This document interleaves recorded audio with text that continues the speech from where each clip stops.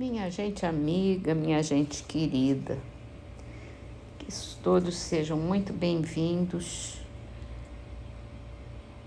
muito bem acolhidos e abençoados. Vamos começar nossas leituras de hoje com o livro Minutos de Luz, de Pastorino, psicografado por Ariston Teles. Começamos com a apresentação.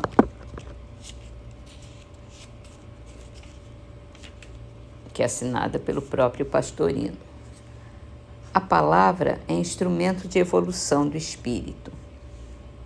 No dia a dia da existência, avançamos e descobrimos o conteúdo espiritual da fala ou da escrita. Palavras de sabedoria nascem do cérebro enriquecido de informações.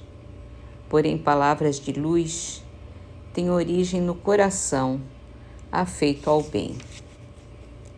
Tudo que se acha escrito nesse pequeno livro é fruto da sabedoria milenar, herança de todos.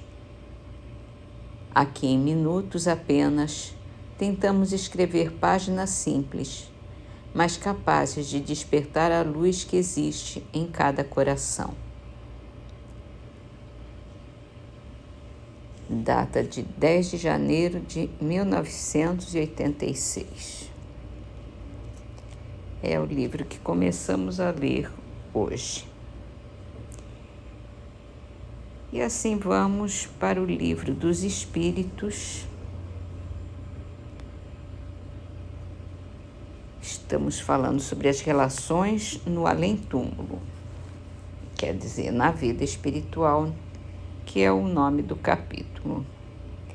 E Kardec pergunta: o poder e a consideração que um homem gozou na Terra lhe dão supremacia no mundo dos espíritos? Não, pois que os pequenos serão elevados e os grandes rebaixados. Leia os Salmos. E aí, Kardec complementa a pergunta: como devemos entender essa elevação e esse rebaixamento? Você não sabe que os espíritos são de diferentes ordens, conforme seus méritos? Pois bem, o maior da Terra pode pertencer à última categoria entre os espíritos, ao passo que o seu servo pode estar na primeira. Compreende isso? Jesus não disse: aquele que se humilhar será exalçado, e aquele que se exalçar será humilhado. É isso, é o que nós comentamos ainda ontem, que o poder e a consideração é espiritual, é moral, não vem das riquezas nem das grandezas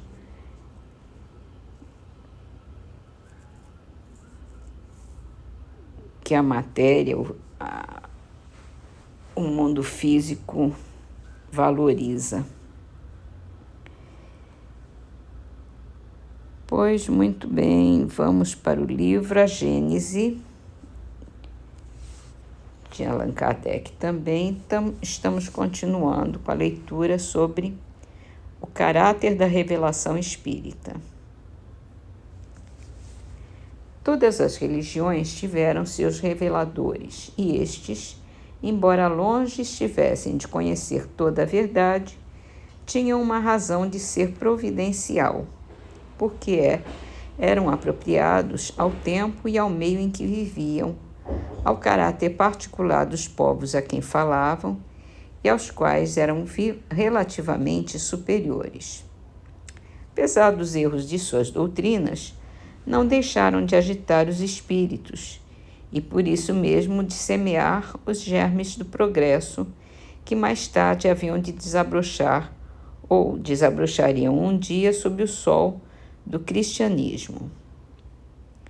Assim é injusto se lhes lance anátema em nome da ortodoxia, porque virá o dia em que todas essas crenças, tão diversas na forma, mas que repousam realmente sobre um mesmo princípio fundamental, que de Deus e a imortalidade da alma, se fundirão numa grande e vasta unidade, logo que a razão triunfe sobre os preconceitos.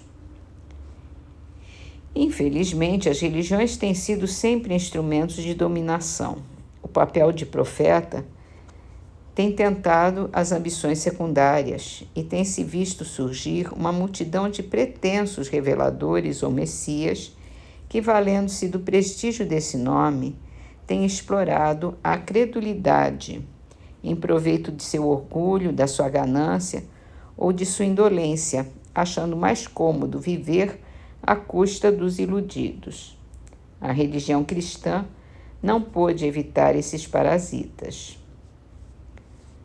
Haverá revelações diretas de Deus aos homens? É uma questão que não ousaríamos resolver nem afirmativamente, nem negativamente de maneira absoluta. O fato não é radicalmente impossível, porém nada nos dá dele prova certa. O que não padece dúvida é que os espíritos mais próximos de Deus, pela perfeição, se imbuem do seu pensamento e podem transmiti-lo. Quanto aos reveladores encarnados, segundo a ordem hierárquica a que pertencem e o grau a que chegaram de saber, esses podem tirar dos seus próprios conhecimentos as instruções que ministram ou recebê-las de espíritos mais elevados, mesmo dos mensageiros diretos de Deus, que, falando em nome de Deus, têm sido às vezes tomados pelo próprio Deus. As comunicações desse gênero nada têm de estranho para quem conhece os fenômenos espíritas e a maneira pela qual se estabelecem as relações entre os encarnados e os desencarnados. As instruções podem ser transmitidas por diversos meios, pela simples inspiração, pela audição da palavra, pela visibilidade dos espíritos instrutores, nas visões e aparições, em sonho, em estado de vigília, do que há muitos exemplos na Bíblia, no Evangelho e nos livros sagrados de todos os povos. É, pois, rigorosamente exato dizer-se que quase todos os reveladores são médiuns inspirados, audientes ou videntes. Daí, entretanto, não se deve concluir que todos os médiuns sejam reveladores, nem, ainda menos, intermediários diretos da divindade ou dos seus mensageiros. Isso fica claro, né, que existem espíritos superiores que encarnam entre nós, fazendo revelações de diversas religiões, de diversas filosofias, e ao lado deles há uma infinidade de falsos profetas, falsos messias. Como Jesus disse, haverá falsos cristos e falsos profetas. Cabe a gente discernir, de acordo com a nossa razão, de acordo com a nossa compreensão, o que é um, o que é outro.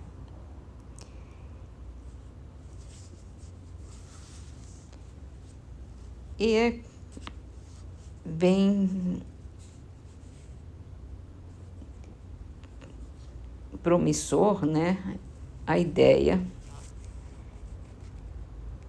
de que todas as religiões, todos os princípios de Deus e da imortalidade da alma vão se fundir em algum tempo numa unidade, porque todos estamos querendo a mesma coisa, o amor ao próximo e o amor a Deus,